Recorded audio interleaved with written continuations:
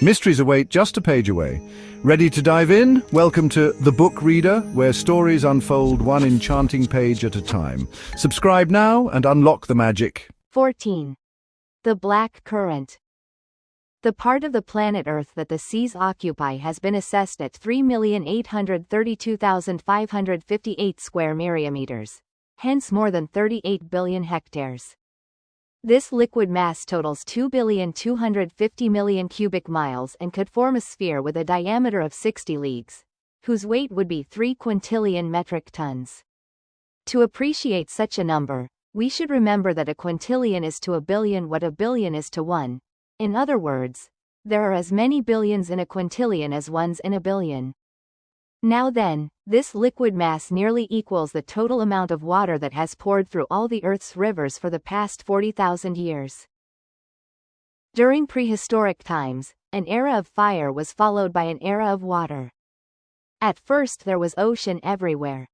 Then, during the Silurian period, the tops of mountains gradually appeared above the waves, islands emerged, disappeared beneath temporary floods, rose again, were fused to form continents, and finally the Earth's geography settled into what we have today. Solid matter had wrested from liquid matter some 37,657,000 square miles, hence 12,916,000,000 hectares. The outlines of the continents allow the seas to be divided into 5 major parts.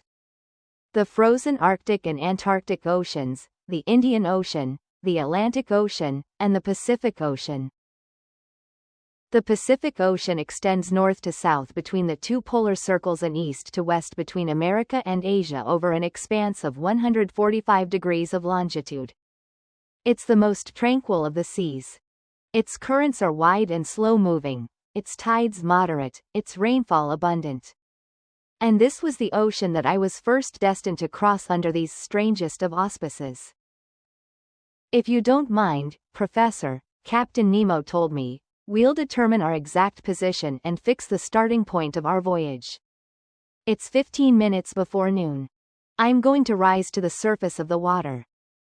The captain pressed an electric bell 3 times. The pumps began to expel water from the ballast tanks.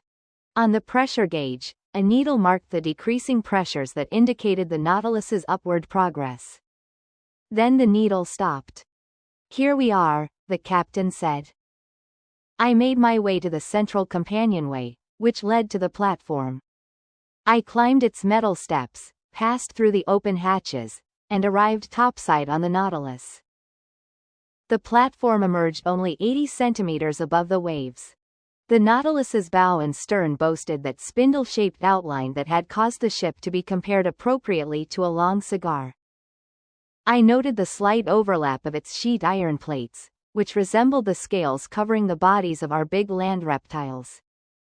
So I had a perfectly natural explanation for why, despite the best spyglasses, this boat had always been mistaken for a marine animal. Near the middle of the platform, the skiff was half set in the ship's hull, making a slight bulge. Fore and aft stood 2 cupolas of moderate height, their sides slanting and partly inset with heavy biconvex glass, one reserved for the helmsman steering the Nautilus, the other for the brilliance of the powerful electric beacon lighting his way. The sea was magnificent, the skies clear. This long aquatic vehicle could barely feel the broad undulations of the ocean. A mild breeze out of the east rippled the surface of the water. Free of all mist, the horizon was ideal for taking sights. There was nothing to be seen. Not a reef, not an islet. No more Abraham Lincoln, a deserted immenseness. Raising his sextant, Captain Nemo took the altitude of the sun, which would give him his latitude. He waited for a few minutes until the orb touched the rim of the horizon. While he was taking his sights, he didn't move a muscle, and the instrument couldn't have been steadier in hands made out of marble. "Noon," he said. "Professor, whenever you're ready." I took one last look at the sea, a little yellowish near the landing places of Japan, and I went below again to the main lounge. There the captain fixed his position and used a chronometer to calculate his longitude, which he double-checked against his previous observations of hour angles.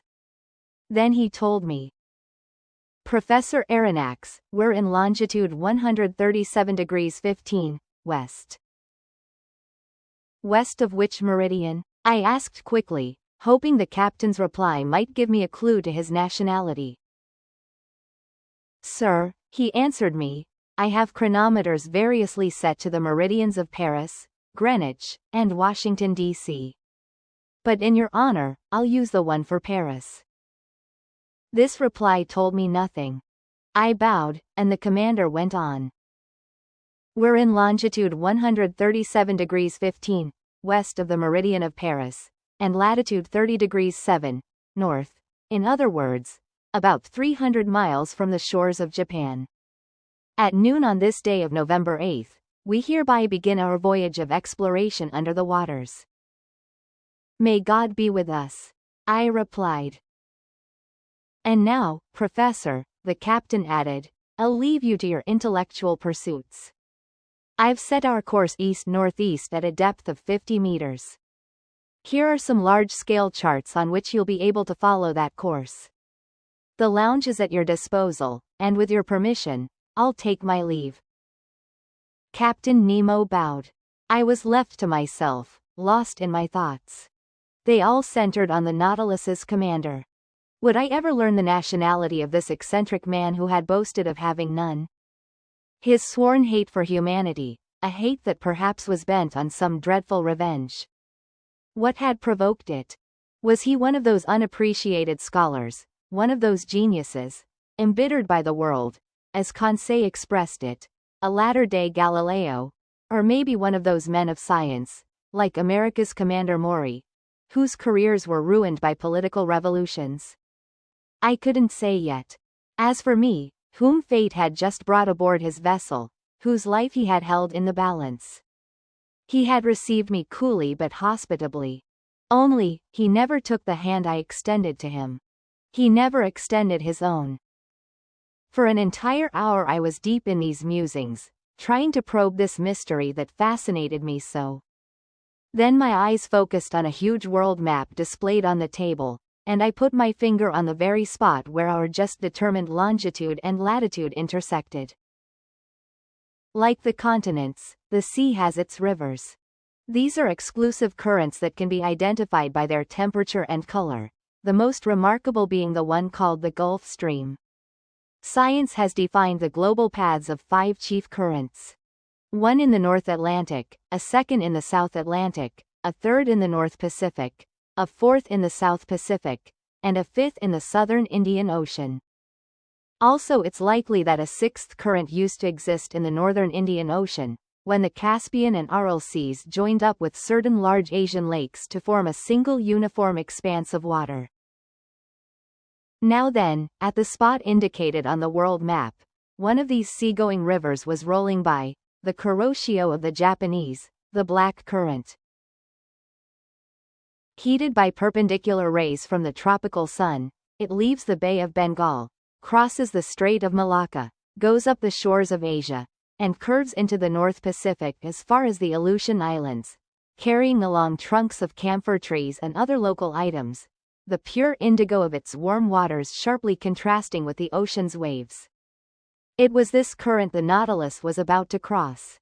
I watched it on the map with my eyes, I saw it lose itself in the immenseness of the Pacific, and I felt myself swept along with it, when Ned Land and Conseil appeared in the lounge doorway.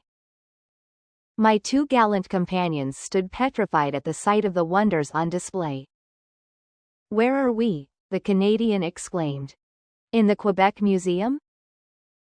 "Begging master's pardon," Conseil answered, "but this seems more like the Summerard Artifacts exhibition."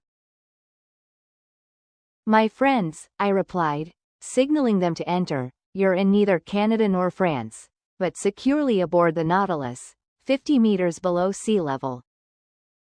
"If master says so, then so be it," Conseil answered. "But in all honesty, this lounge is enough to astonish even someone Flemish like myself." "Indulge your astonishment, my friend, and have a look," Because there's plenty of work here for a classifier of your talents. Conseil needed no encouraging. Bending over the glass cases, the gallant lad was already muttering choice words from the naturalist's vocabulary. Class Gastropoda, family Buccinoidea, genus Cowrie, species Cypraea madagascariensis, etc. Meanwhile Ned Land, less dedicated to conchology, questioned me about my interview with Captain Nemo. Had I discovered who he was, where he came from, where he was heading, how deep he was taking us? In short, 1,000 questions I had no time to answer. I told him everything I knew. Or, rather, everything I didn't know. And I asked him what he had seen or heard on his part. Haven't seen or heard a thing, the Canadian replied. I haven't even spotted the crew of this boat. By any chance, could they be electric too? Electric? Oh ye gods, I'm half tempted to believe it. But back to you, Professor Aronnax, Ned Land said, still hanging on to his ideas. Can't you tell me how many men are on board? 10, 20, 50, 100? I'm unable to answer you, Mr. Land. And trust me on this. For the time being, get rid of these notions of taking over the Nautilus or escaping from it. This boat is a masterpiece of modern technology, and I'd be sorry to have missed it.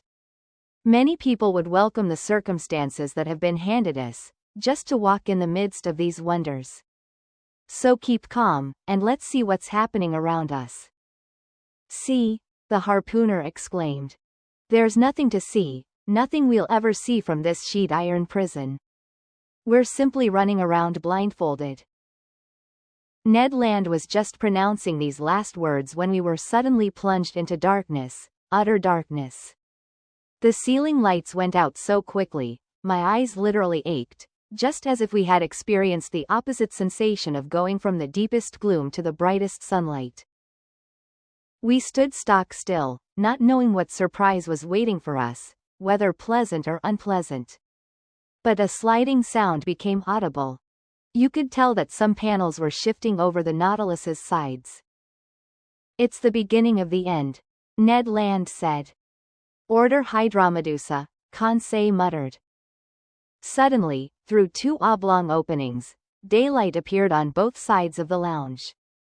The liquid masses came into view, brightly lit by the ship's electric outpourings. We were separated from the sea by 2 panes of glass. Initially I shuddered at the thought that these fragile partitions could break. But strong copper bands secured them, giving them nearly infinite resistance.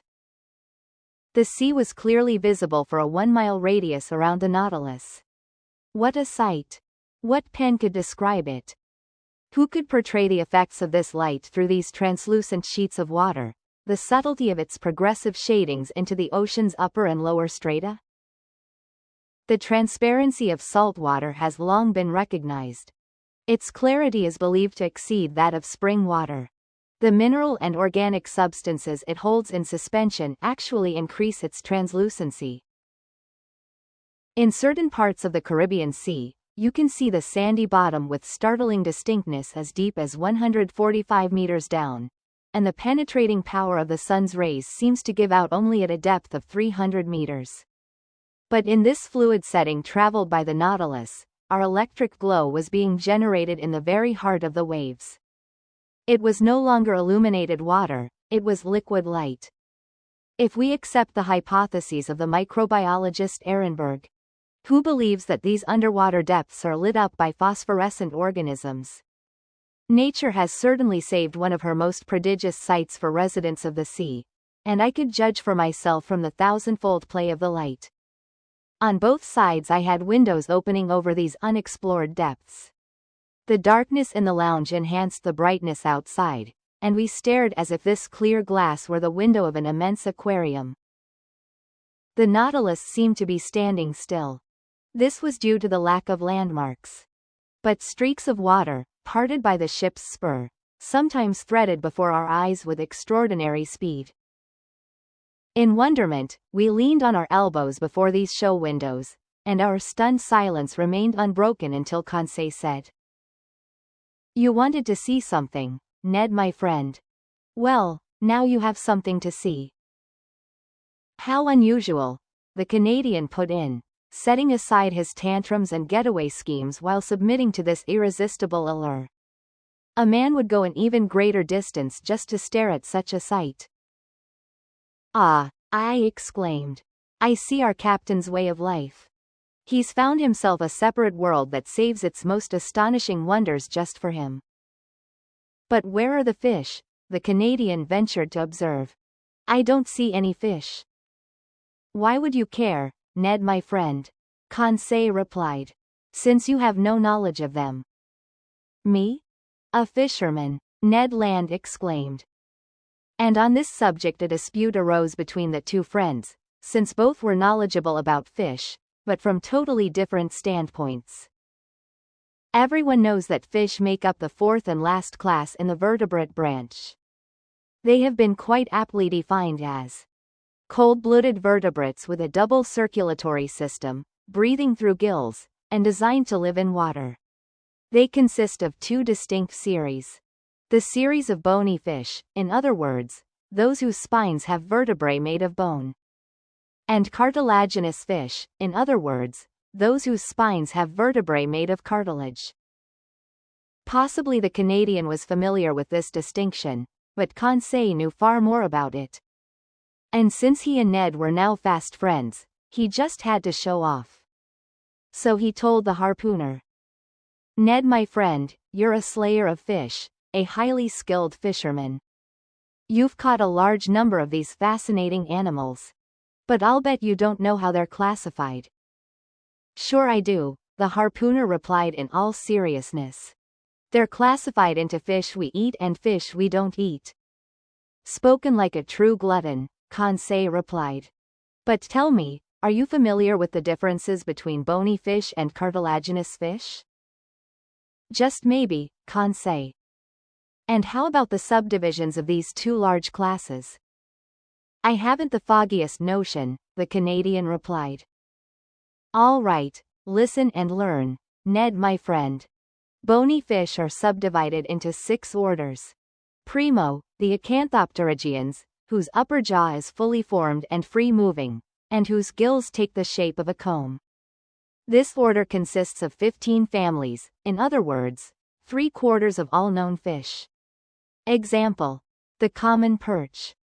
Pretty fair eating, Ned Land replied.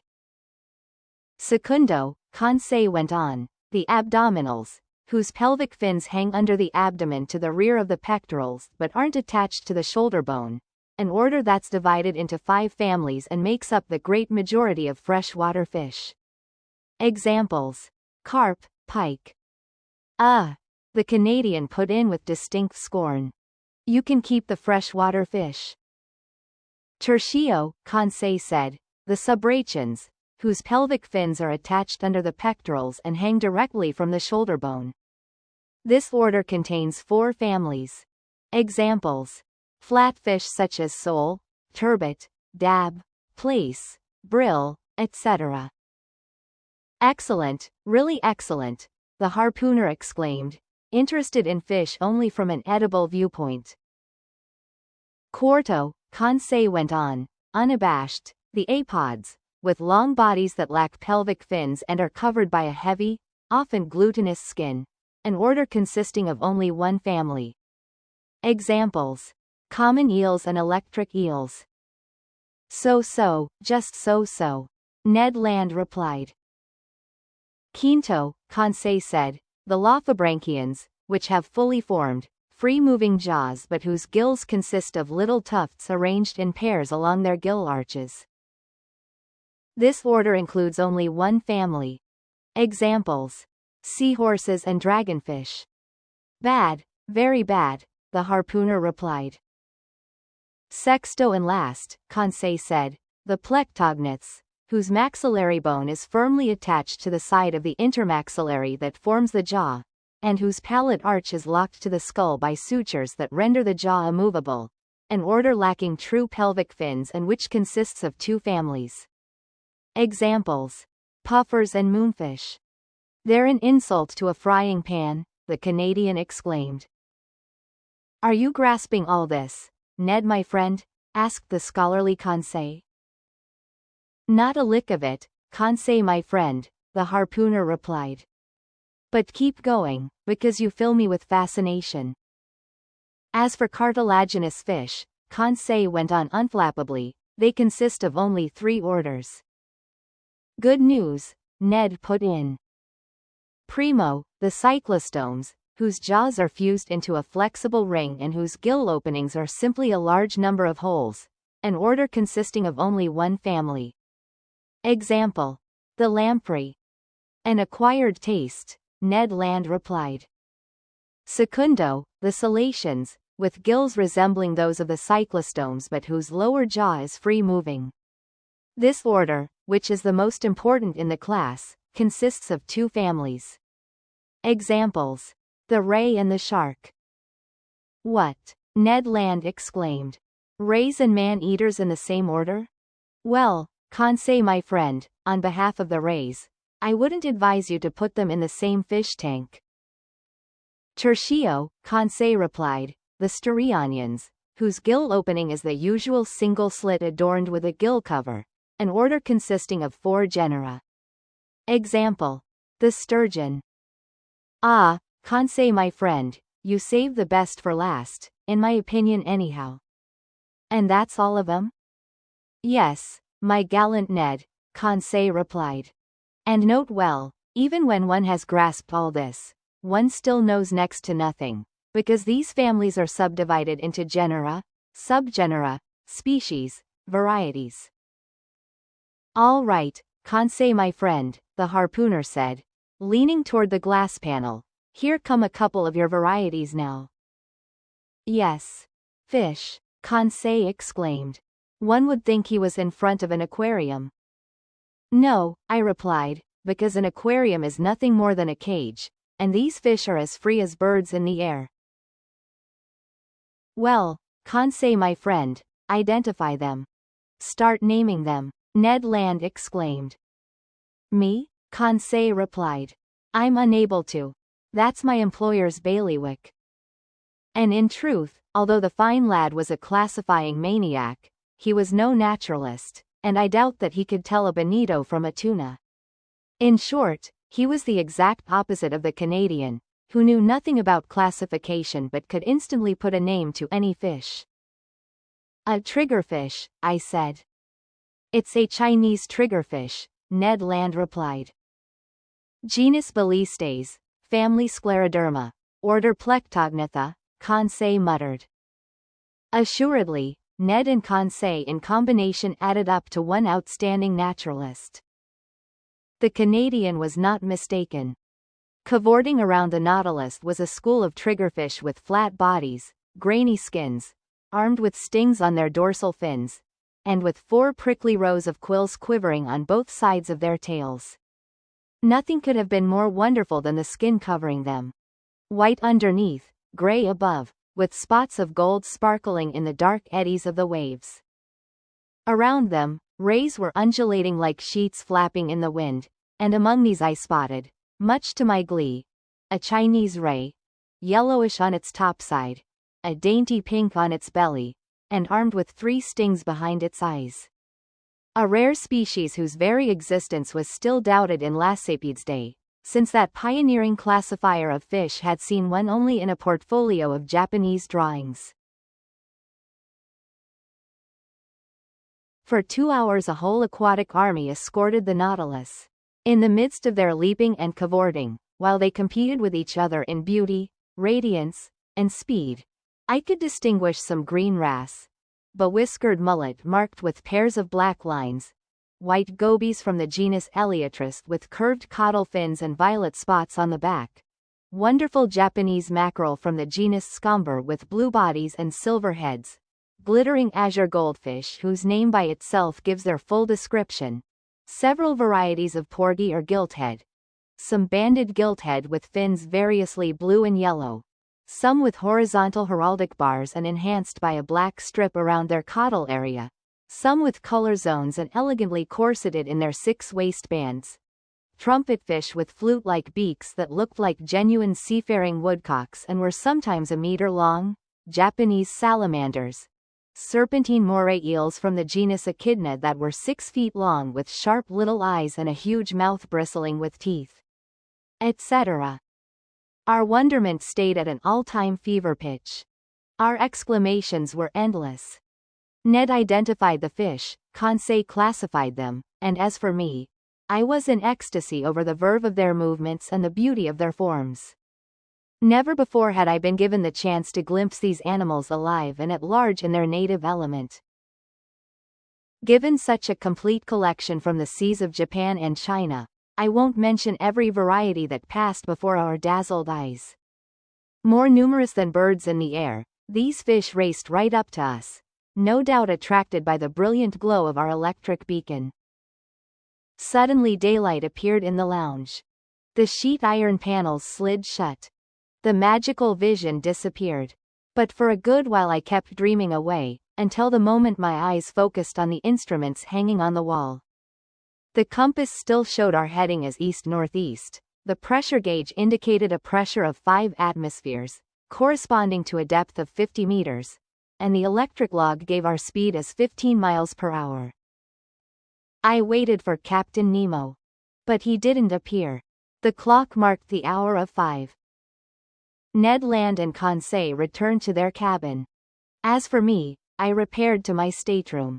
There I found dinner ready for me. It consisted of turtle soup made from the daintiest hawksbill, a red mullet with white, slightly flaky flesh, whose liver, when separately prepared, makes delicious eating, plus loin of imperial angelfish, whose flavor struck me as even better than salmon. I spent the evening in reading, writing, and thinking. Then drowsiness overtook me. I stretched out on my eelgrass mattress, and I fell into a deep slumber, while the Nautilus glided through the swiftly flowing black current. And that marks the end of the current chapter. Thank you for listening to The Book Reader. Stay tuned for the next episode tomorrow. Please subscribe for updates.